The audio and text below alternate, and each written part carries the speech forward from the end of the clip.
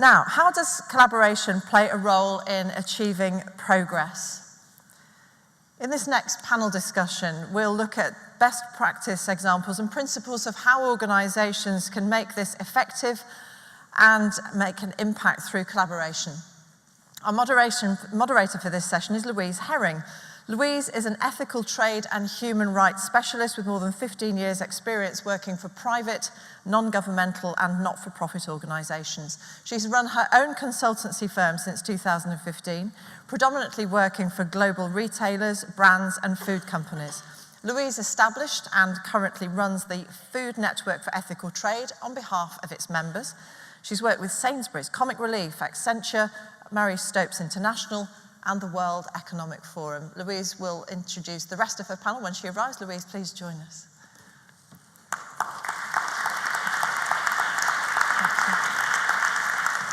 Thank you very much. That's great. So good morning, everyone. Great to be here and great to moderate this session.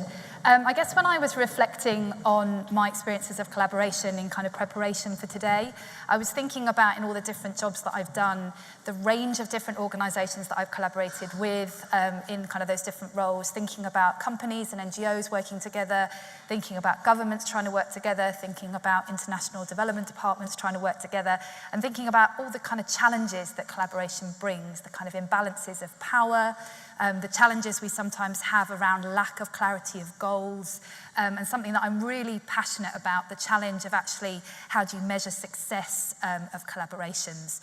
And that's something that we wanted to kind of explore and talk about today with the panel. Despite all those challenges, I guess for me personally, collaboration is something that I am really passionate about, particularly in the area of ethical trade.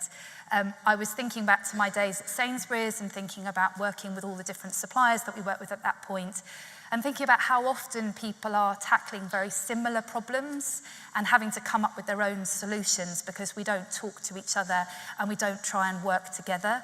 And that really kind of the scale of the problem that we have with ethical trade isn't going to be dealt with at a systemic level unless we find a way to really talk to each other and try and overcome those challenges. And again, I was struck by that yesterday when we had the great presentation from the CNA Foundation in the morning. I don't know how many people here kind of work in food, but I was thinking, gosh, we have a real challenge that the food and the non-food sectors really don't talk to each other enough, and we don't talk about what we're kind of doing enough. So that's something we'll try and work and think through today, how we overcome some of that. You've got today 4 really eminent speakers to help us kind of explore this, and we'd like to really hear from you and get your questions at the end of the session. Eugenio has joined us from Spain. He's the Finance and General Manager of Mimbrales, who are a grower in South Andalusia. And Marion from Driscoll's is here, should my English be so incomprehensible that Eugenio needs a little bit of help with that. We've also got Juliet Edington, who's from the ILO IFC Better Work programme, leads their engagement with global brands and retailers. David Pettet is from Reckitt Benckiser. He's their social and human rights senior manager. He told me to say RB. I should have just gone with RB. He's responsible for their strategic direction and for many of their collaborations. And then finally, Sally, who many of you will know is the chief executive of Forum for the Future, an organisation who initiates but also participates in loads of collaborations ranging from tea and cotton to chemicals. So we wanted just to start the morning with a bit of, start this session with a bit of active, you guys being active. So rather than live polling, we're going to controversially ask you to actually stand up. If you are a member of a pre-competitive collaborative group of any form, would you please stand up at this point?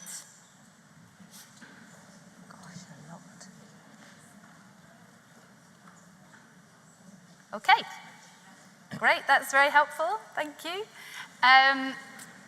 What we'll try, for those of you that aren't involved in any collaborations, we'll have some questions around where to start. For those of you that are, we'll try and give you some tips on kind of how to make it work. And there'll be more kind of standing up, and hopefully please do also kind of think about your questions. We'll come to those in a second. So I'm going to start by asking David. Tell us, David, collaboration is definitely the buzzword at the moment, but for you, what does it mean? Who are you collaborating with and why have you chosen to collaborate? Sure. I think most of us will find that many of the social and environmental challenges that we face as organizations are complex and multifaceted, and that there are no, I would say, quick and easy fixes. I think one of the issues that we face, and the way how I see collaboration, is if you would take recruitment fees, for example, or we're looking at endemic issues in certain markets, such as working hours. These are common issues. We ourselves do not have necessarily the leverage nor the internal expertise or perspective to try to tackle these issues in isolation. So for me, collaboration is more about identifying these issues where we have challenges and really seeing who are the partners that we can partner with together in order to try to bring about more systematic change to these issues. And the sorts of actors, I would say, from a collaborative perspective, could be simple, just yourself or particular supplier and working more openly together. It could be you working more closely with peer companies in a pre-competitive space. It could be you working with local NGOs, trade unions, other civil society actors, or in a lot of cases, due to the nature of these issues, it's working all together with special I would say, key stakeholders right across the spectrum to try to deliver that impact. So that's sort of my understanding of collaboration and working together, bringing in people with the right skills to deliver the sort of impact that you need. From an RB perspective, who do we sort of collaborate with, or collaborative partnership? I split it into, I see it in two ways. You've got strategic collaborations and partnerships, and that's partnering with individuals to help guide the strategic direction of your organization with regards to human rights, or how you tackle issues of human rights at plantation level in the palm oil supply chain. And then you've got more operational level collaborations, which go down and specifically tackle specific issues, be it recruitment fees at a particular site or in a region. So from an RB, our partners currently, I think historically as an organization, we haven't collaborated. There's been a bit of reluctance, I would say, to collaborate. That has changed as people have realized we need to. So from an industry perspective, we're quite an active partner with AIM Progress, which is a forum of fast-moving consumer goods companies and common suppliers that work together to sort of drive sustainable and responsible supply chains.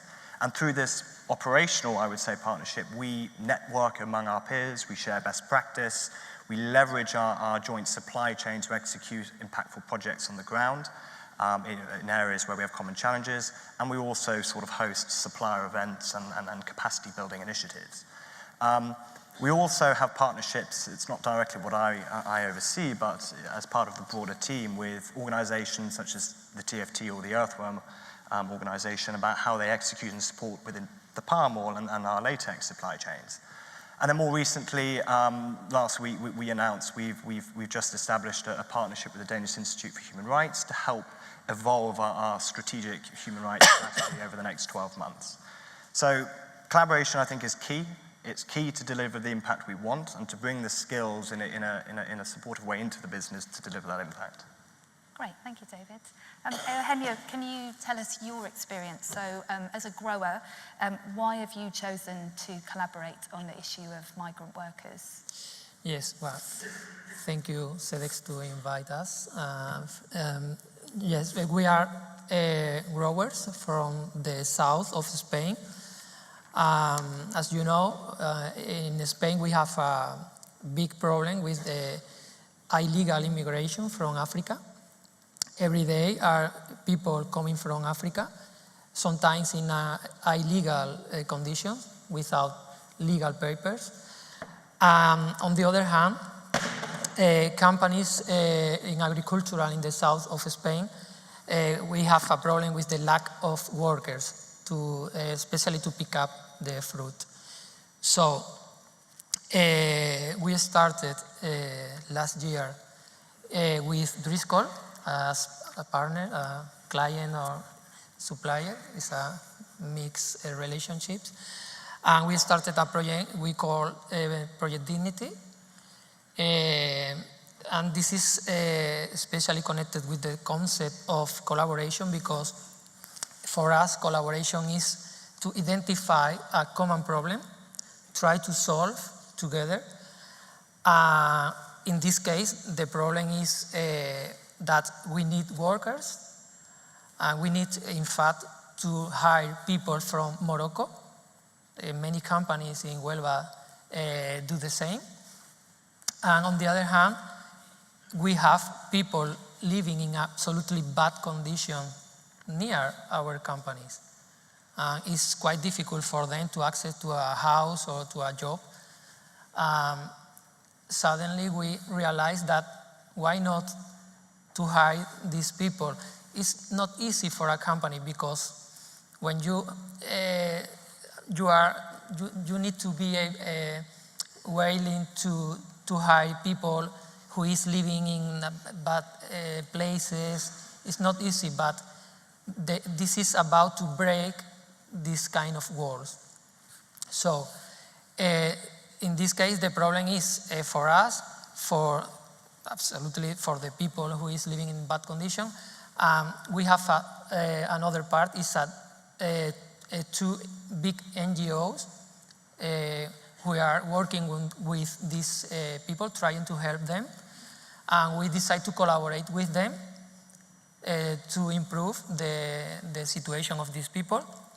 And the last part of our project is a bank which is providing this kind of charity programs. They help us to build the project Dignity. Last year, we achieved to provide work and housing for 30 workers.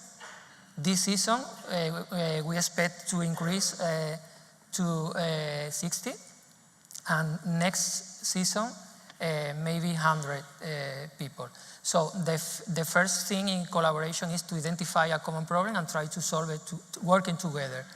This is, and on the other hand, we think this is absolutely crucial to achieve goals, concrete goals in the short term.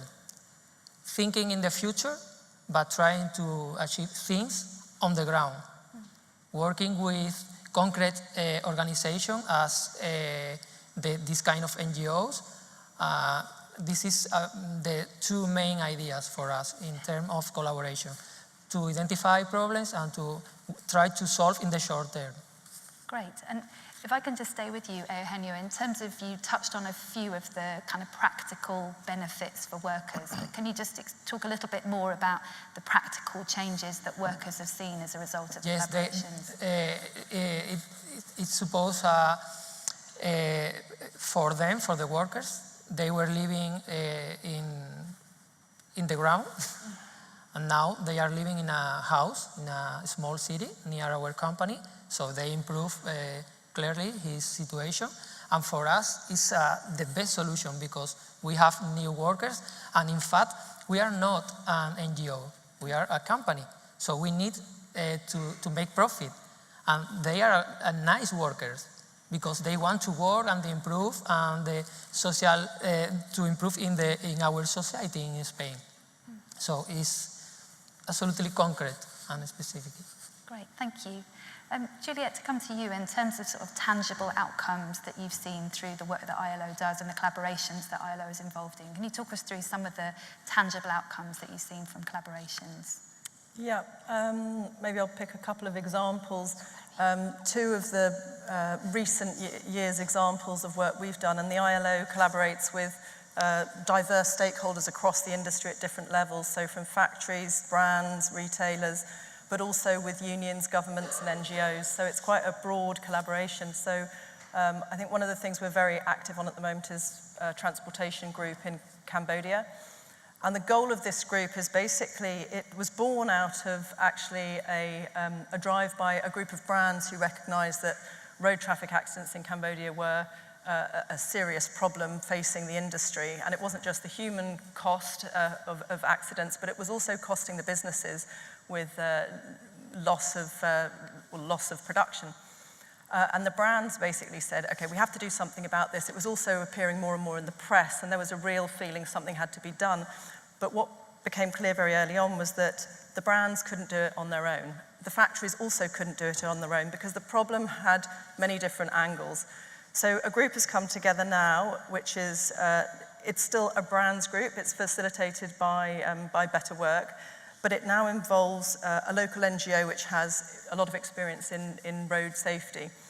And it also involves the government, because what became very clear is that the factories could do a certain amount on raising awareness or on making sure vehicles used for group transportation were appropriate or enforcing wearing of helmets.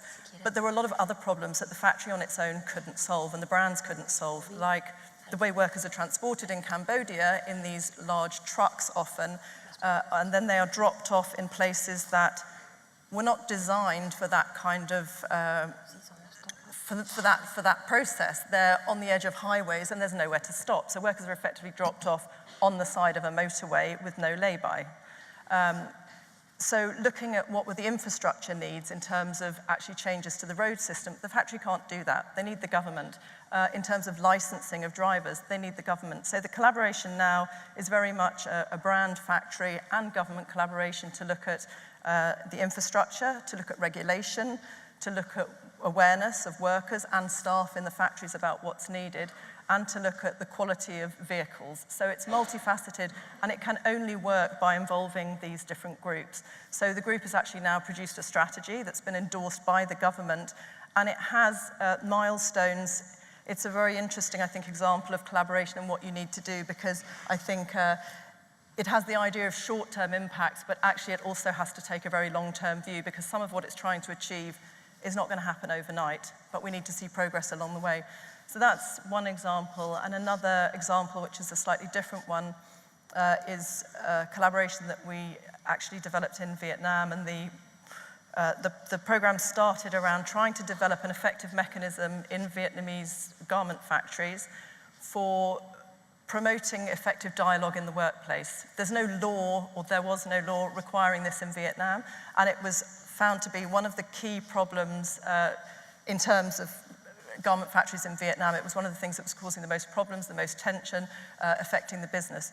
So we incubated with factories and our program and a pilot to look at how you could promote effective worker management dialogue.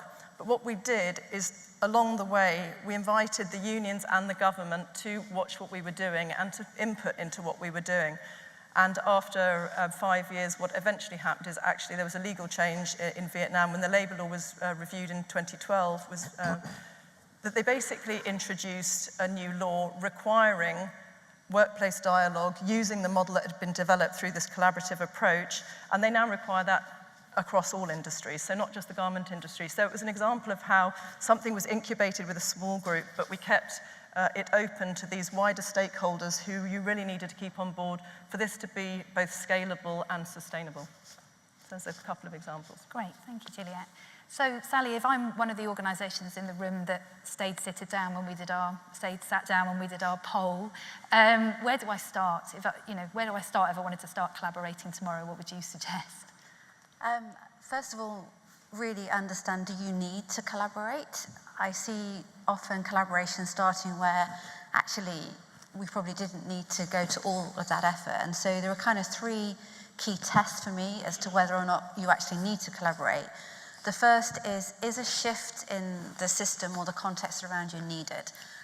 Or actually you're just trying to be slightly better, because actually you don't need to collaborate to be slightly better. Where collaborations really work is where you want to create systemic change. So do you actually want to create a shift in the system? Is it very clear that an organisation, as David was saying, you can't do it on your own? So that's another key test. If I can't do it on my own, I probably do need to collaborate.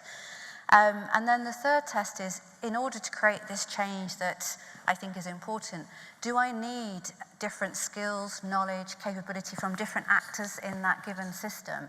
Because if I do, I probably do need to collaborate. So in other words, if you just want to be slightly less better, you can do it on your own, and actually you've got all the skills and capacity yourself, you probably don't need to collaborate. So establishing that need for collaboration is the first step. Once you're clear you need to collaborate to create that big change, then the first point there is to diagnose, this is terribly for me, diagnose a system. In other words, what problem are you trying to solve? Because I've seen lots of collaborations start, and in our early collaborations at Forum, I think we were in this category. We kind of galloped off trying to fix something, but we weren't actually sure what the problem we were trying to solve. So actually diagnose the actual problem you're trying to solve. So what is it in terms of that big shift you're trying to create, do you want to deliver on? So diagnosing the issue. And that will tell you what kind of collaboration you want, because of course with everything in life there are different types of collaborations. And the two most common collaborations that we tend to get involved with at Forum are what we call collaborative futures collaborations, where we try and create a vision of what that change is we're trying to create. So that involves creating scenarios, visions. So do you need to create that vision to drive the change? Or actually, do you need a problem-solving collaboration where there's a very specific issue? For example, we had a collaboration in the US called the Beauty and Personal Care Accelerator, which was a collaboration designed to transition harmful chemicals out of beauty and personal care products. So be clear the type of collaboration, and then in terms of the transformative visioning, start to scale different practice once you've identified the problem you're trying to fix. And then with the problem-solving collaboration, it's usually a question of alignment. So in the case of the Beauty and Personal Care Accelerator, we needed to align the retailers with the brands on what they agreed was the ingredient framework to use to start to change the product formulation. Great. And from the collaborations you've been involved in, presumably some of them haven't worked. Oh, that's right. So what would you say, what have you learnt from the unsuccessful collaborations? I'm glad you asked me that, Louise, because I did think about this before coming. We've had a lot of collaborations that, just haven't worked. They've stalled at very early stages, or one particular instance, I was threatened with prison for breaking EU competition law. That was a fun day. So I guess, can you bear it? There are 6 things I think that I've certainly learned the hard way. And I've framed these as kind of critical success factors for collaboration. So the first is a shared purpose, really, really obvious, but often that's not true. You've got people sitting around the table and actually they want slightly different things. So that's where that future visioning piece is really important. Shared purpose, then strong partners. So I don't know about you all, but I've been involved in collaborations where there've been really active participants, and then others that, they're not that interested. And so being really clear about having strong partners that do represent different parts of the system. So as Juliet was saying, you need government, business, civil society. Then number 3 is clear roles and governance. What are your decision-making protocols? Who has got the authority to make a decision? Because sometimes those rules and governance rules are unclear, and that's when a collaboration usually starts to unwind quite quickly. Then number 4 is having a very people-centered approach and ensuring, if you can, that people are learning through the process, because that will get them to come back again. And that delivers a really important factor, which is collaboration should be about strengthening your own individual initiatives as well. And so people-centered process with strong learning is important. Number 5, I would say this, but it's really true, skillful facilitation, really strong process design. Just getting people into a room isn't going to shift a system. You might have a nice time, but nothing is really going to change at the end. And then number 6 is to the point where I got threatened with prison, being really clear about, is this pre-competitive? Is this competitive? We, in one of our collaborations, trying to get a big marketing campaign off the ground with lots of different brands, and actually it didn't work because it just strayed too far into where they normally compete. And if I can add a 7th, don't give up. I've kind of run collaborations where I've left the room, and honestly, I felt as though I've done, I've personally been, I have actually been insulted, but that's another story. But I think personal resilience is really important, because as a convener, you're holding the ring on lots of different tensions and emotions, and there are definitely moments where you think, oh my God, this is just too hard. I would say take a deep breath, maybe have a little glass of wine, go for a run, just lie down, put a rug over your head.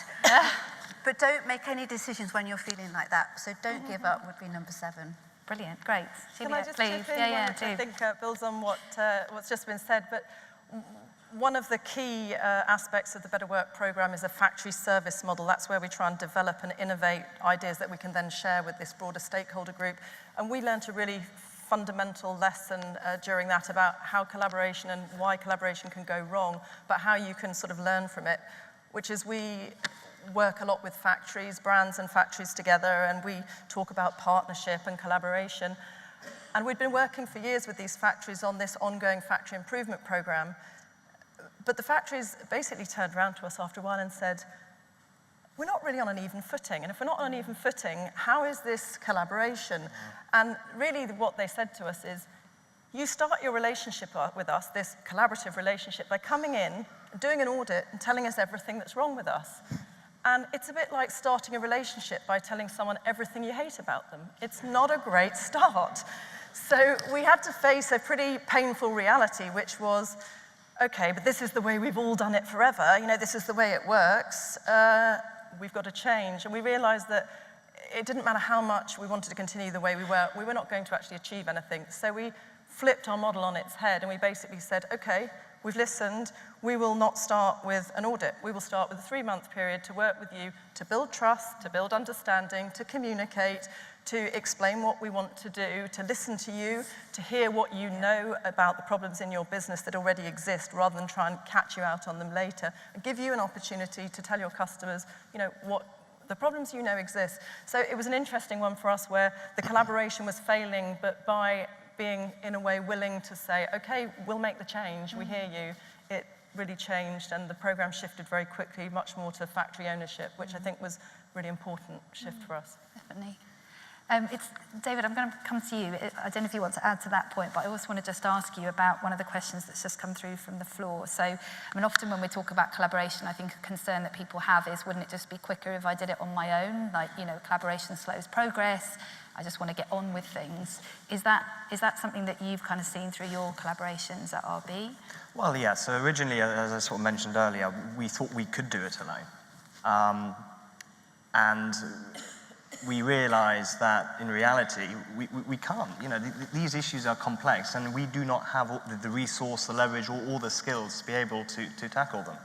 So, you know, bringing the right people in has been absolutely fundamental, and certainly as an organization, this is sort of the direction of travel we're going now. We're actively seeking out, I would say, partnerships, collaborative partnerships, bringing the expertise, identifying very clearly what we want to do, and then bring in the right partners to deliver that. I think what's important is a lot of people use the buzzword collaboration, and they, you know, can sit in a conference hall and talk and talk and talk, and there isn't really any impact. So I think, you know, my learning is generally keeping these collaborations very small to begin with, to pilot an approach, deliver the impact on the issue or the person at the end of the day, and then look at how you can scale that. I think a word of warning, I think a lot of people come in with, you know, wanting to achieve amazing things straight away, and that's great, that aspiration is right, but I think it's about being realistic to begin with, focusing on a very focused area, and then making it a success and then scaling it up. Okay, great. Can we just go on to the next poll? The next one on from this one. Let's just see what people think about in the room. So this is a chance for you to stand up or sit down again. So given limited resource, do you think that you should invest, or we should invest, in collaborating or working on our own? So if you're willing to invest in collaborating, stand up. If you think you should be working on your own, stay seated. There'll be a lot of self-selection here. Yeah. No, I think collaboration is terrible. Okay. Yeah. Okay, that's good. I think that's a positive. Brilliant. Right, the next point that we wanted to move on in terms of questions. So I think this is one I can see kind of coming up on the questions in front of us. So, and it was definitely something we talked about in terms of kind of what's the kind of real challenge for kind of companies to get together on this. So my own experience is that for companies, there is a genuine fear about competitors getting together and collaborating. So we talk the talk and say that we want to, but actually if you get people in the room who are strong competitors with each other, the barriers tend to come down and people don't really want to kind of talk about things. So Eugenio, can you give your perspective kind of, do you think it's difficult for competitors to collaborate? What's your experience? This is a real problem. In our case, for example, berries is an absolutely competitive market. We have to compete with many companies in the rest of Andalusia. But in this specific case, talking about the lack of workers, this is a global problem for the whole companies. So if you are able to create a big group of people working in our territory, it's better for all of us. So in fact, in the past, we used to do this kind of programs. For example, hiring people together through associations like Fresh Huelva, hiring people in Morocco. So it could be the same, but in Huelva. And in our case, we are not afraid about this issue because we think we want to be just a mirror, an example. We were talking about 4 issues before. The immigrant people, our company, the NGOs, and the bank. But we need the number 5. This is the other companies working together because we are just a small company. The reason of our project is to increase the amount of people working in Project Dignity. Okay. And I think building on that, I think people shouldn't be scared. We're operating in a pre-competitive space, and I would love to see any person to stand up and say, RB and Henkel or RP and P&G, you can't work together to tackle child labour at plantation level, or you can't work together to tackle recruitment fees in Malaysia. I think this is a pre-competitive space, and as long as you don't start talking about the commercials or the procurement aspects, and you keep very clear these 2 areas clearly demarcated and separated, I don't think there really is a concern. Well, there shouldn't be. No, we work with lots of competitors, and I think it is being really clear that the challenge that they're trying to tackle is systemic. It is just too complicated, too difficult for them to tackle alone. And sometimes actually you have to work quite hard to get to that point, and that's again why we use futures, tools and techniques, because going out and looking at a different future for cotton in 2040 shows you that unless the industry works together today, there actually might not be a vibrant cotton industry in 2040. So sometimes you have to use futures, tools and techniques to create that understanding that this is a systemic challenge, but once that understanding is there, then, and absolutely you've got clear rules of engagement, clear governance, then increasingly we're seeing arch nemesis come together in the same room because they can look to the future and they want to be around in 10, 20 years' time from now. And Juliet, in terms of the behaviours that you've seen kind of companies exhibiting, what behaviours do you think support kind of collaboration? How would you encourage people to behave in a collaborative space? I think many of the points that have already been touched on, I think there's a lot about understanding where one another are coming from. Having a shared goal, but understanding you may be coming at it from a different direction. That's okay. I think this idea of being on an even footing and listening and being prepared to change. There's no point entering a collaboration if you already have a fixed idea of how you're going to go about it. That's not really a collaboration, and that's a bit what my example before was aiming to illustrate. I think you've got to be open to change and willing to listen to others' views. I think patience is definitely key. I think sometimes being able to take both the short view and the long view and recognise those as different. The question before about is it all a talking shop?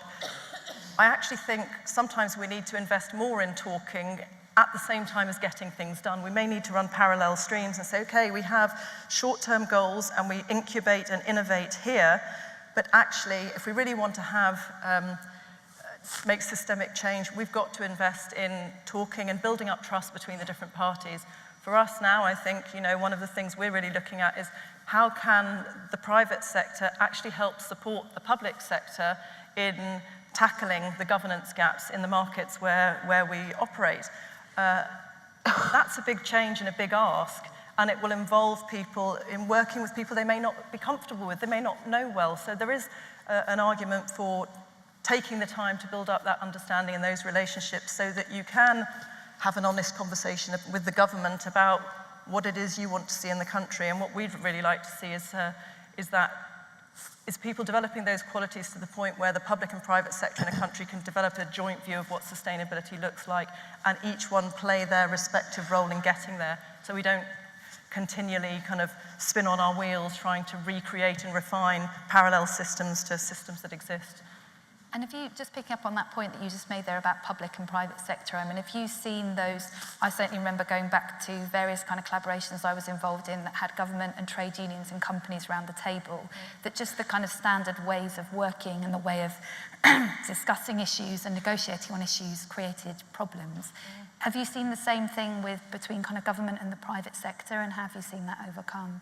Yeah, I mean, I think we definitely do. They operate differently. There are cultural differences between the business and the public sector, and of course there are also cultural differences between different countries, and that's those are tensions, and I think they're very real. And they need to be acknowledged in a way. And what we've been trying to do is we've got, for example, a project called Building Bridges, which is its real goal is to try and bring together the public and the private sector together in a safe space, and to allow them time to understand one another's perspectives, to come up with a vision for the industry together. But it's, that's one of the ones I would say, you know, you've got to be in for the long haul for those sorts of things. And did you, sorry, Eugenio, when you started working with the NGOs that you're working with now, did you find there were differences between how your company worked and how they worked, and it took a while to get to know each other? Yes, because it's a absolutely different way to work, the NGOs as a private company, but we learn a lot of them because they give us a different point of view, and this is quite important when we are talking about collaboration, because we just are always thinking about the profits and cost, but suddenly something else told you so there is anything else. Even if a possible benefit for you. So when you start to give this point, this is the success for a project, as in our case, at least. Did you want to jump in, David? Yeah, I think I have 2 points now. So I think one, building on the point, I think a lot of it is about flexibility. I think what we've realized is, you know, as a company, you have your vision and you want to make sure you achieve 100%, very performance sort of driven. But I think with a lot of collaborations, you need to accept that sometimes compromise and 60% is better than nothing. And, you know, let's get the 60% delivered and then let's move from that. Because generally when you get the right people engaged around the table and everyone's compromising a bit, you're more likely to deliver the impact. In building on Juliet's point surrounding public-private partnership, I think, and it was interesting because I was at the European Parliament a few weeks ago to talk about public procurement and the sort of medical latex supply chain in Malaysia. And what was very interesting was that both at UN and EU level, they have policies, obviously the SDGs, the UNGPs, about, you know, the standards that one should hold when it comes to procurement. But what you do find is that these aren't actually embedded in public procurement and public policy. So I think there, and it was a point I raised there, I think there could be greater collaboration or best practice sharing between brand companies who, to be honest, we've been doing a lot, there's a lot more to do. I haven't said we've cracked the nut, but we've actually done quite a bit already in terms of engagement, due diligence, collaboration to tackle some of these issues to protect our own brand and brand reputation. So if we can have that safe space to share that best practice, we can, I would say, share some good information with the public sector to try to tackle some of these issues. That's interesting. We've got a flood of questions coming in about a particular issue. So can we just go to the third poll that we had? Third and final poll. We won't ask you to stand up again, I promise. So this is the question for you guys. Let's do it standing up again. So stand up if you think there are too many collaborative initiatives out there and there's a need for a consolidation to bring about focus and greater impact. So if you agree with that, then stand up. Can I stand up? Yeah, Sally's standing up. Okay, thanks, that's interesting. So yeah, we've had a flood of, someone's phrased it really well. How do you ensure that collaboration doesn't fall prey to the same issues as auditing, i.e. a flood in the market of different collaborative efforts leading to a high level of fatigue? Sally, do you want to give us a view on that? I think that one of the reasons that we see a proliferation of collaborations is often we tend to have a sort of not invented here syndrome, and we're not as generous as we could be as humans in accepting actually someone's had a go at this. Perhaps if we join that existing initiative, we can strengthen it. So I think one of the issues we face is that there's fighting for funding, particularly amongst NGOs, and actually NGOs are probably the worst at collaborating because they're fighting for different streams of funding. So I think first of all, we have to keep that bigger picture in mind. And linked to that, I think what we all need to be better at is, again, what are we trying to deliver? What's the outcome we're trying to deliver here? So are we trying to provide a new framework, so a new product assessment tool?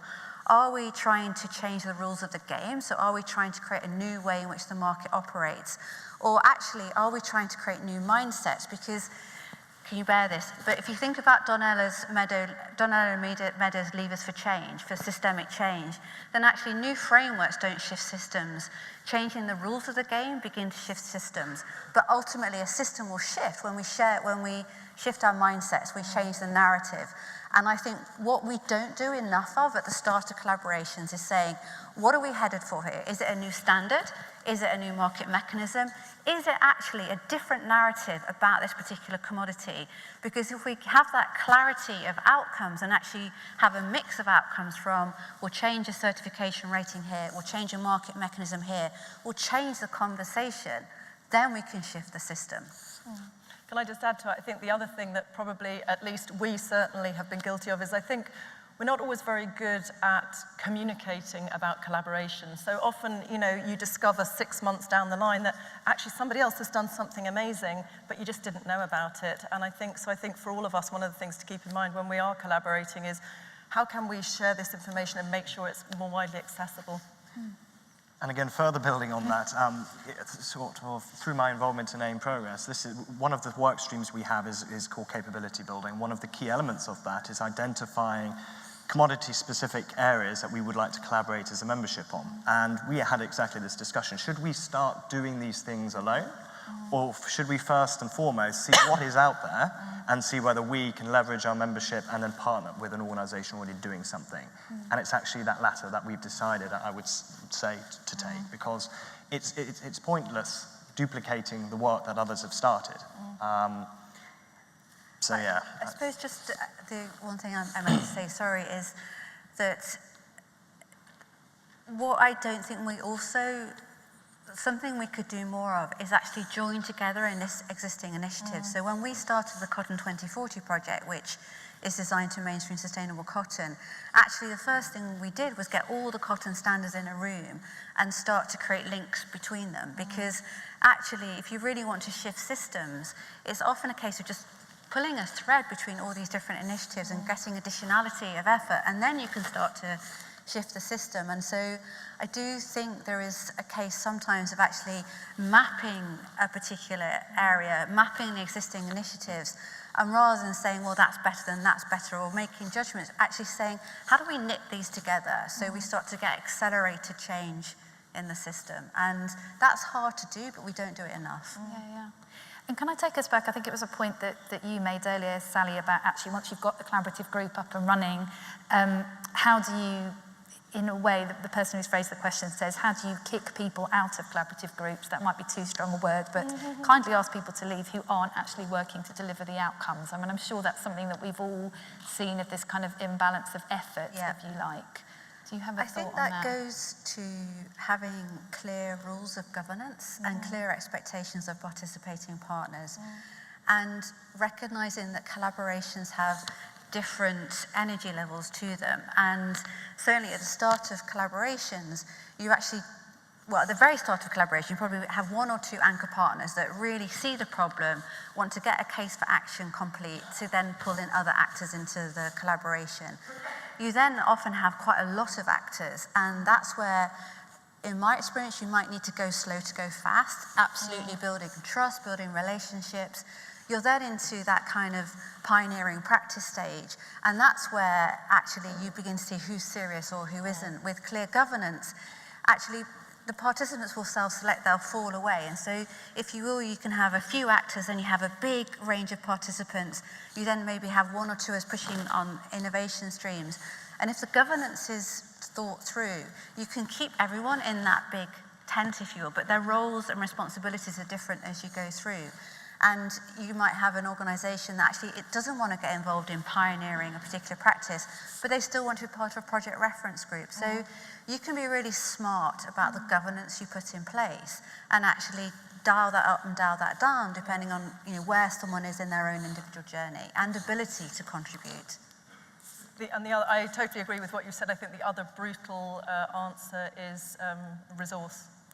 If there are resource requirements put on a group, and I think, as Sally said, I think you want to think carefully about that because you don't want to throw the baby out with the bathwater and have nobody because people want to participate differently. But I think ultimately, if there's a financial investment required or a human resource, effort required, it quite quickly becomes quite self-selecting in who's really in it. Does anyone, we've got sort of various questions coming through from the forum, but again, just to break with yesterday's tradition, would anyone like to ask a question the old-fashioned way and actually stand up and ask a question? Does anyone feel brave enough to emerge from social media? Yes, lady over there. I don't know if we've got microphones. I think we have. Was that someone putting their hands up? Yes. I thought I might be imagining it for 1 second. Hello, my name is Olympia. I work for AMC Users. My question is for, sorry, I can't remember your name, the Spanish guy from Los Mimbrales in Spain. Eugenio. Actually, I could ask you in Spanish because I'm Spanish. So. You can ask it in Spanish and Marion can translate for us. Please feel free. Anyway, well, thanks for sharing your initiative. I think it's very important that this problem in Andalusia that you shout about trying to tackle it. I think it's also important that to say that thanks God is not a generalized nor a systemic problem in the whole of Spain, but that is very, very important that we work and we focus wherever the problem is. Now my question is, you said that you collaborate with NGOs, that you collaborate with Riscol as your customer, that you work also with a bank. Now, what is the role of the local authorities in this, in your specific scenario? And are these NGOs the ones negotiating with the authorities about how to deal with this type of workforce? And is your local legislation clear about how your business should deal with this type of workforce that you have available? Thank you. Great, thank you very much. So in our case, the participation of the local government is simply not exist. Because maybe we are thinking now about to increase the amount of organization working in our project. Maybe the government should be the next one. But now it's not a good idea because it's our opinion. Involved to the government is just a kind of bureaucracy and the process is slow and people can't wait to have a house and a job and we can wait to have workers in our fields. So at the moment we think it's not a good idea to involve the local government, but maybe it could be the future. Okay, great, thank you. Do you want to take that top question? Yes, why not, Sally? So we've got a question about specific techniques or tools to help with facilitating a working group trying to diagnose a system or define a purpose. So I think there are two things that work really well. The first is that futures piece. So you can use futures techniques to create a scenario of, I don't know, the cotton system or the tea system in 2030 or 2040. And to go into that future world and say, what are the big risks in this world? What are the big opportunities?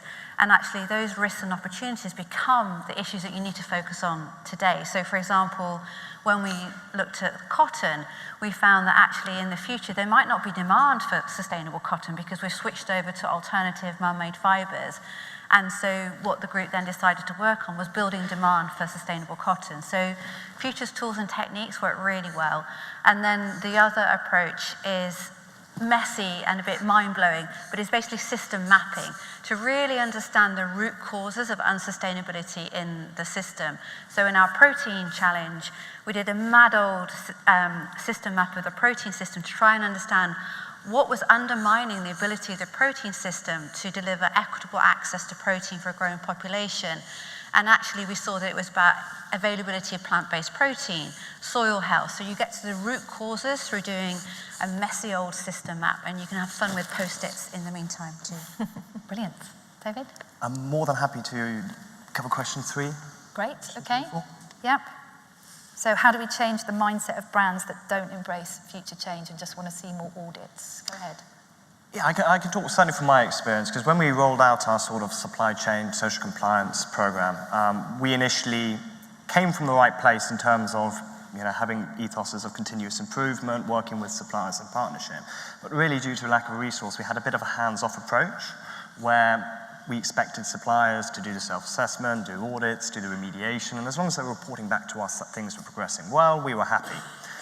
But when we then came to re-audit them, for example, we realized that actually there wasn't really any solid, sustained change.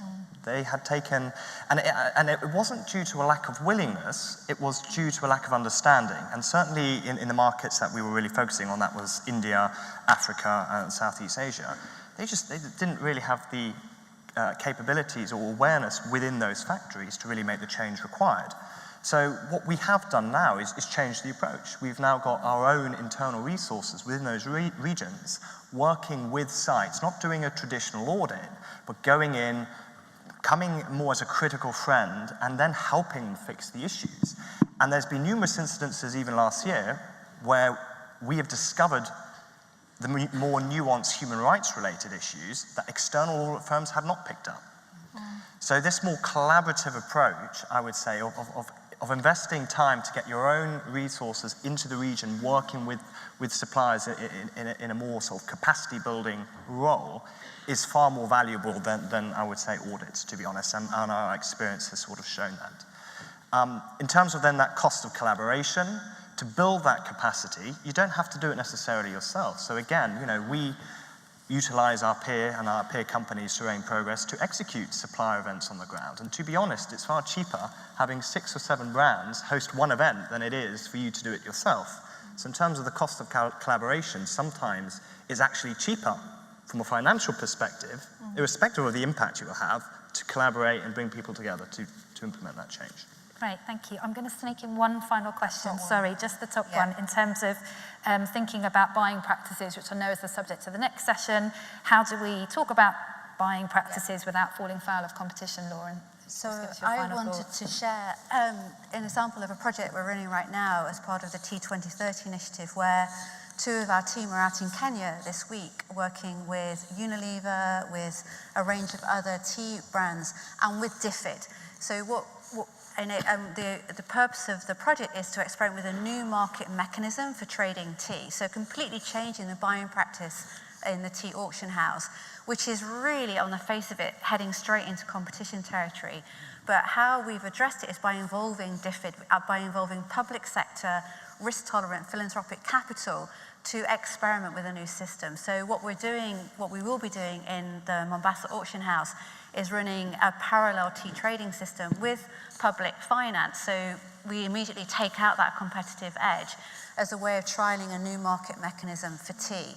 And because we've blended private capital with public capital, and it's experimental, and we've had competition laws crawl all over it, we actually are experimenting in a new market mechanism. And if that works, it will change the buying practice in tea in a way that will then drive ability for sustainable livelihoods in smallholders.